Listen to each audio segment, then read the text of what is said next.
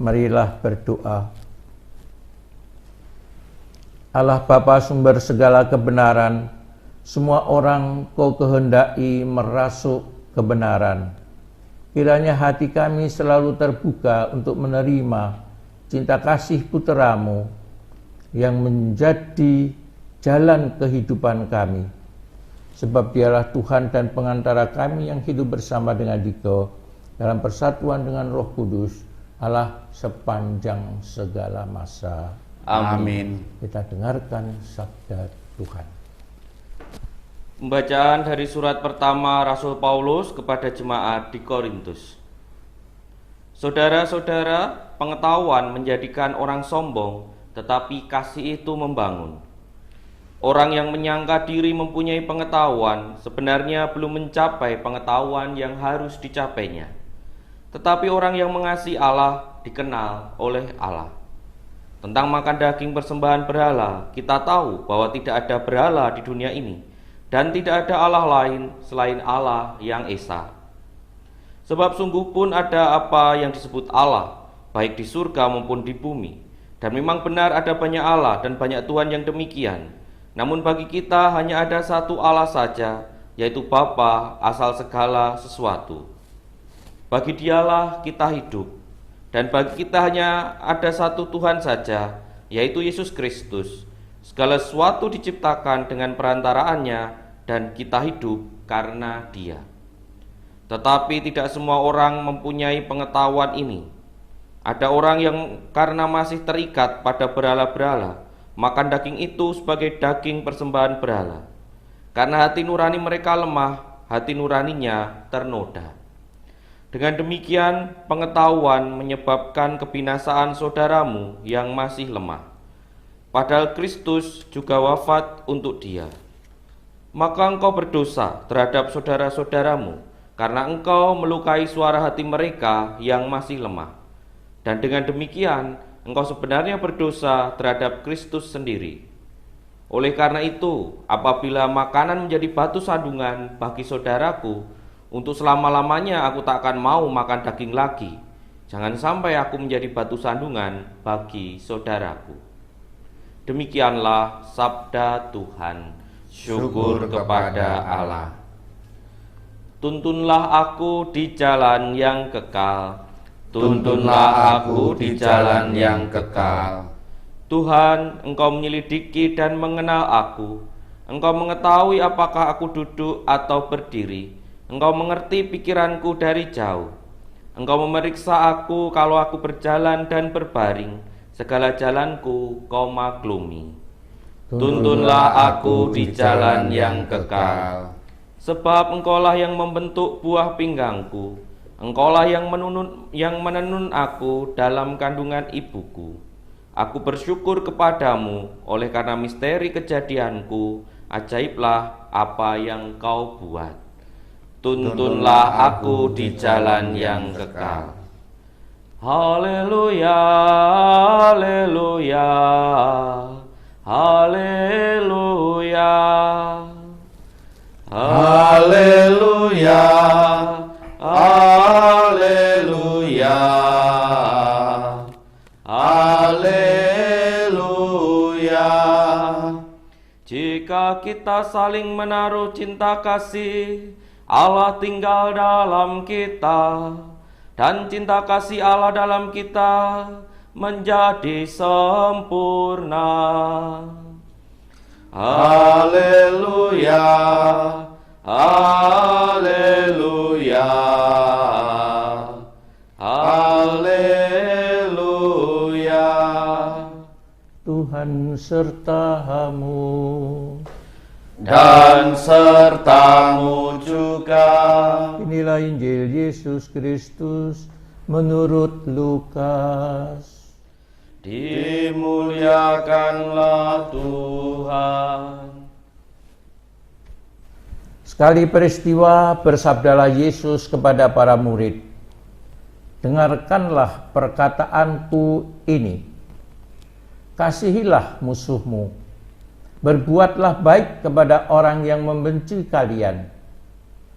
Mintalah berkat bagi mereka yang mengutuk kalian. Berdoalah bagi orang yang mencaci kalian. Bila orang menampar pipimu yang satu, berikanlah pipimu yang lain. Bila orang mengambil jubahmu, biarkanlah dia juga mengambil bajumu. Berilah setiap orang yang meminta kepadamu, dan janganlah meminta kembali dari orang yang mengambil kepunyaanmu. Dan sebagaimana kalian kehendaki orang berbuat kepada kalian, demikian pula hendaknya kalian berbuat kepada mereka. Kalau kalian mengasihi orang yang mengasihi kalian, apa jasamu? Orang-orang berdosa pun berbuat demikian. Lagi pula, kalau kalian memberi orang pinjaman dengan harapan akan memperoleh sesuatu daripadanya, apakah jasamu? Orang-orang berdosa pun meminjami orang-orang berdosa agar mereka menerima kembali sama banyaknya. Tetapi kalian kasihilah musuhmu dan berbuatlah baik kepada mereka, dan berilah pinjaman tanpa mengharapkan balasan, maka ganjaranmu akan besar, dan kalian akan menjadi anak Allah yang maha tinggi. Sebab ia baik terhadap orang-orang yang tidak tahu berterima kasih, dan orang-orang jahat. Hendaklah kalian murah hati, sebagaimana Bapamu murah hati adanya. Janganlah menghakimi orang, maka kalian pun tak akan dihakimi.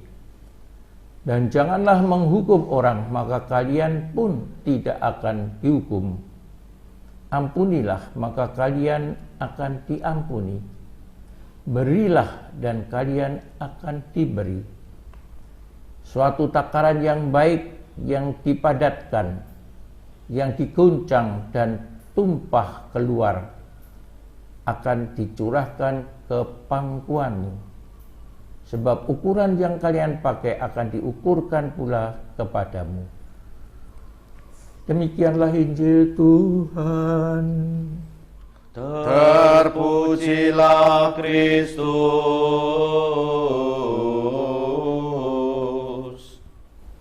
Ibu, bapak, dan saudara-saudari semua yang terkasih, selamat pagi berkah dalam. Selamat pagi berkah dalam. Marilah kita renungkan sabda Tuhan pada pagi hari ini.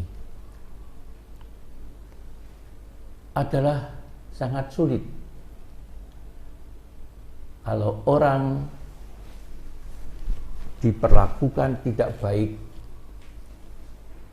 dan ingin melaksanakan apa yang disabdakan Yesus ini. Kalau diperlakukan buruk, difitnah misalnya, tentu ingin membalas. Disakiti hatinya, tentu kita juga ingin membalas. Menyakiti hati, syukur lebih hebat lagi.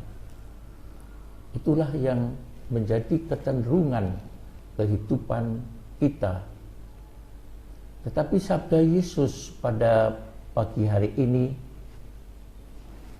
sesuatu yang tidak mudah untuk dilakukan.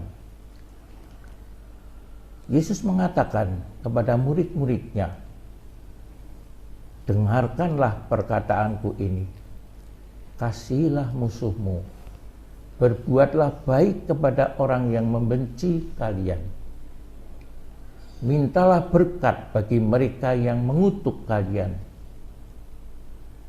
berdoalah bagi orang yang mencaci kalian.